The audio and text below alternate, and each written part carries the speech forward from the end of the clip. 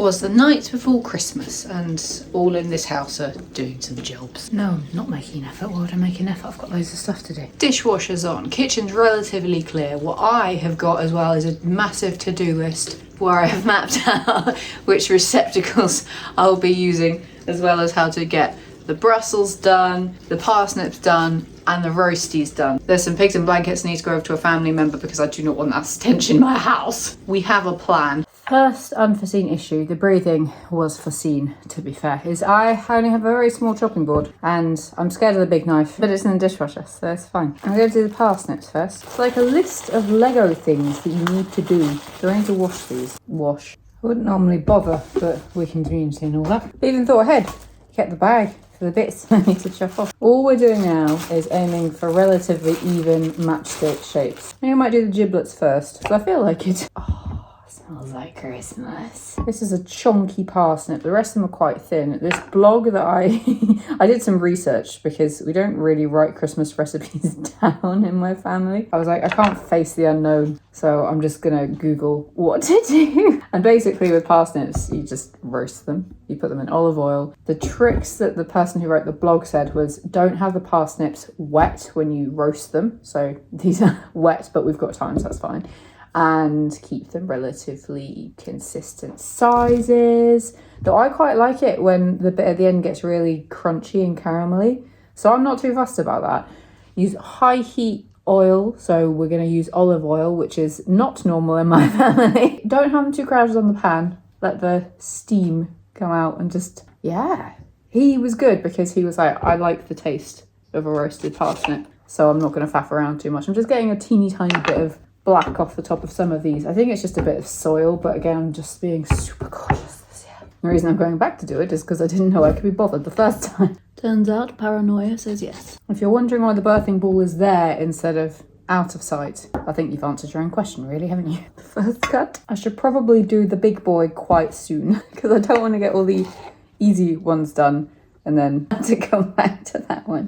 What do I think about? I think I might just quarter this one. I reckon that's good enough matchsticks for me. And conveniently, it fits really well in my Pyrex. So I'm going to do like top to tail and then we'll see where we are. Parsnips are one of those things that lose a lot of moisture when you cook them. So they always look like you've got way too many. But then by the end of it, you're kind of fine because they've shrunk. I think for the big boy, I'm going to put it into thirds. God. Uneven thirds, because that's what Christmas is about. Oh, am I going to have to quarter that? That is quite chunky. So even.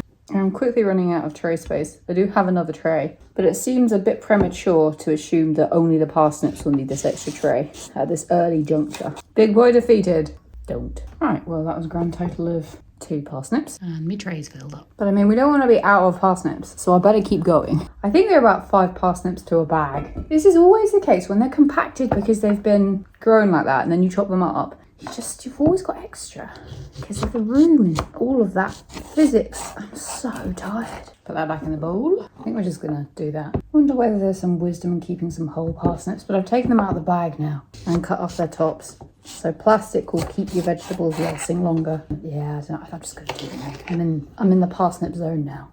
Don't even get me started on the Brussels. We need to de-stalk them. You know how they say a bad workman blames his tools?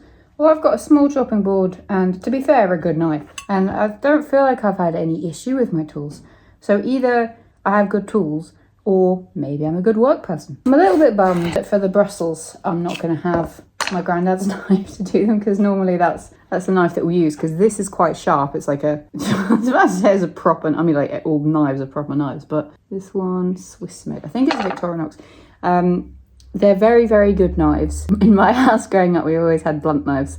So there's this one Brussels sprout knife that is slightly sharper than the others that's got cut marks on it from when it's been sharpened over the years. But I am not gonna get that knife. I kind of want to, but I'm also so tired. And I feel like the very act of doing all this prep work is paying homage to my ancestors. So I'm just gonna have to be content with that. So I mean, we make a big deal about how Christmas lunch takes a long time. There's a lot of planning and all that. But I mean, you know, some recipes that you get these days where it's like, oh yeah, cook it for bloody blah hours. And there's some people who are seriously into cooking. Like, Christmas must not be a big deal to them because they're like, do this on the reg. It's just a like different meal.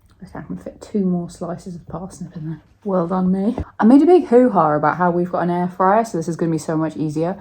But actually, I mean, that Pyrex isn't going to fit in the air fryer. The parsnips probably could, but I can't be bothered to make them. The roasties are going to be done in the oven. The Brussels, I'm doing Brussels 2 ways, which is a little bit dramatic because, as I said, there's a certain way of doing Brussels. But I am so tired. My resistance has gone right down. So I'm going to do the traditional Brussels, which are basically just get them off the stalk, get the first layer of leaves off, cross them, and then boil them. But you have to boil them carefully. It takes like 5 minutes. So I'm going to do that. But then I'm also going to roast some Brussels, and that will be in the air fryer. So it's going to be controversial, but it will be fine. This is what we're ending with. A ton of parsnips.